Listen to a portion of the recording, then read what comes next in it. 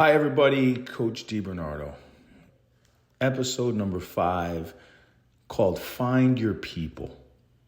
So these are really unique times. These are times of the internet and information is at your fingertips, right? It's everywhere and it's mostly free. If you're going to look hard enough, it's really amazing. Everything is there for you. It reminds me of an interesting story of a javelin thrower who ended up winning a gold medal at the Olympics. And, it's really a fascinating story because the guy didn't have a coach. So what did he do? He looks up on YouTube a really famous javelin coach, obviously from Scandinavia, and he watches all the guys' YouTube instructional videos of how to throw a javelin. So he practices it on his own, and the guy wins the gold medal in the Olympics of the javelin throw. It's crazy, but all the information is there at your fingertips. This dude was resourceful. He looked in the right spots. He got good information, and then he applied it. And I'm here to say that, listen, that doesn't happen in 1985. We didn't have an internet. We didn't have cell phones that you could just pull stuff up on. Even if you're at the soccer field and you want to know how to do a move, there you go. Pull it up on your phone. So, I consider myself a little bit naive for not seeing the benefits of this because I was around, I was a young person when the internet was coming into fruition. And I remember me and my friend would go running every single morning at that time. We were crazy. We bought these lights and we strap these lights on our head and we'd run through the woods before anybody was up at like 5 a.m, right? And I asked him, I'm like, yo, Bri, what did you do last night? He's like, dude, I have the internet. And I'm like, oh, that's awesome. Like, tell me about it. And he's like, I went on the internet and I listened to these weird yellow frogs or whatever, these humongous bullfrogs or whatever they were, in Brazil.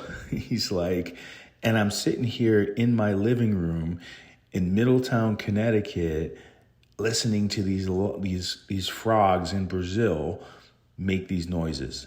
And I said to myself, geez, that's amazing. Like, you're listening to frogs in Brazil, and then we go up and we run in the morning. And it really hit me like, that's just crazy that this dude is listening to frogs in Brazil. And forget the frogs. The implications was there's billions of other things that you can learn on the internet, and I was probably a little slow to pick this up. That's really useful information. But here's what happens, in my opinion, is there's so much out there now. There's so much free information at your fingertips that it can lead you all over the place. And not that it's a bad thing to be led down these different rabbit holes and so forth, but can you identify who it is? Like for me in soccer, like there's a certain way that I like to see the game. There's a certain strategy, certain tactics, certain training I really identify with.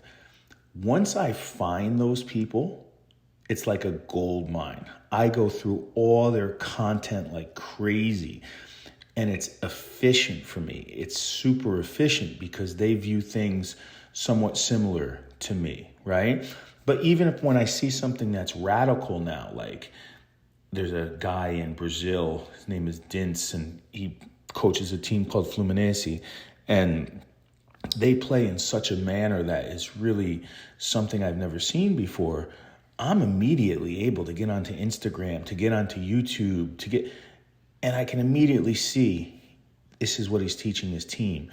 This is his team in key moments of the game. I'm able to analyze that for myself within seconds, within minutes. I mean, it is really, really interesting. So if you can find some people that you really resonate with, whether it's sports, whatever, that's worth its weight in gold. For me, it's like Pep Guardiola, great soccer tactician, great coach.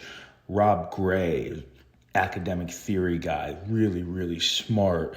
Looking at, I can analyze Tony Poulos back at Stoke if I want to sit in a compact defense. Vince Lombardi from the NFL, one of the fathers of American football. You have Bill Walsh, who's an amazing guy to study from San Francisco 49ers. And then the information on podcasts is crazy. Like the guys from My First Million, really, really interesting guys who've kind of opened up some nice visions for me. We study billionaires, Warren Buffett, Gary Vee. Like these are all people that I would have never known if it wasn't for technology.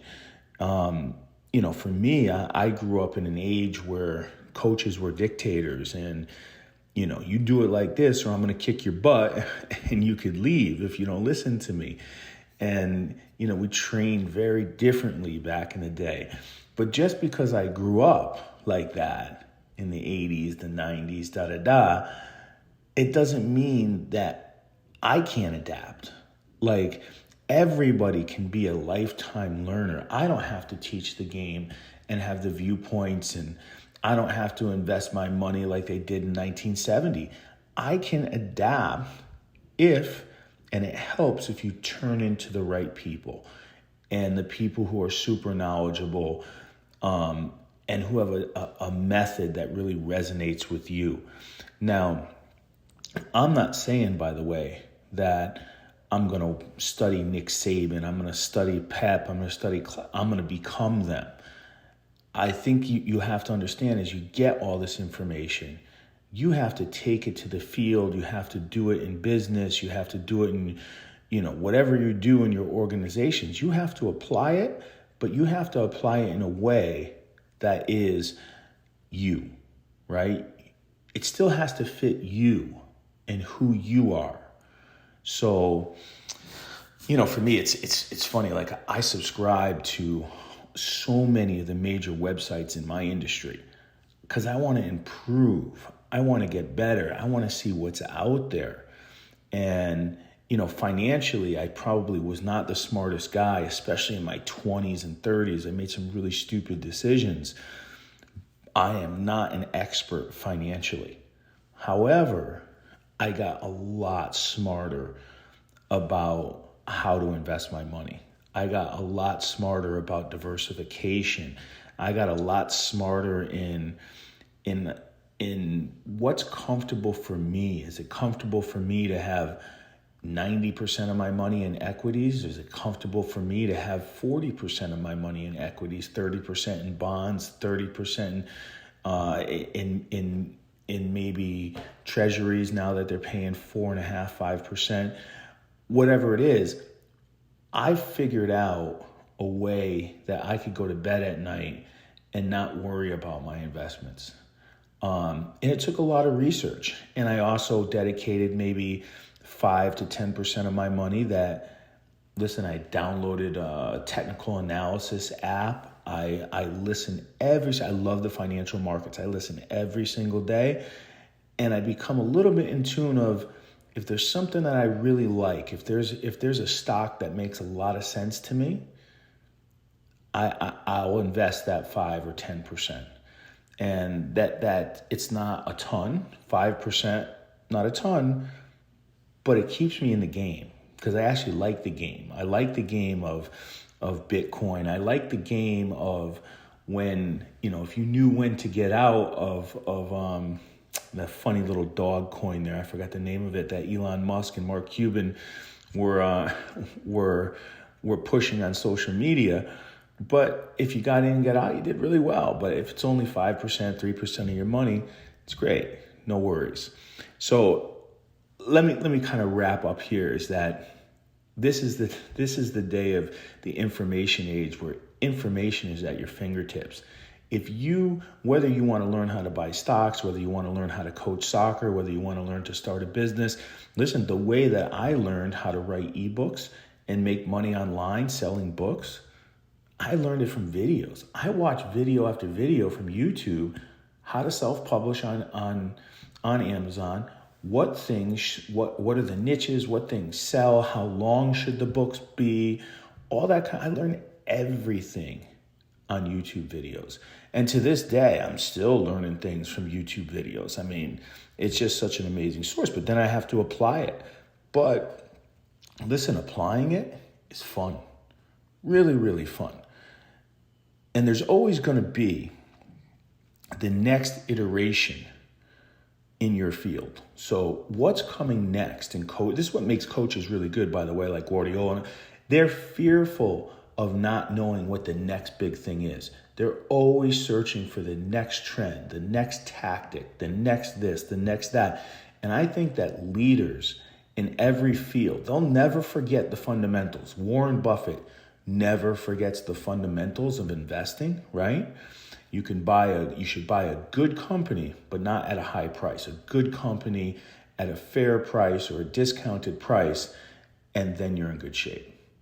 So the fundamentals never change. Hey, technology changes though. If you're gonna buy, it's not Shiba Inu. I can't remember that dog coin on the cryptocurrency.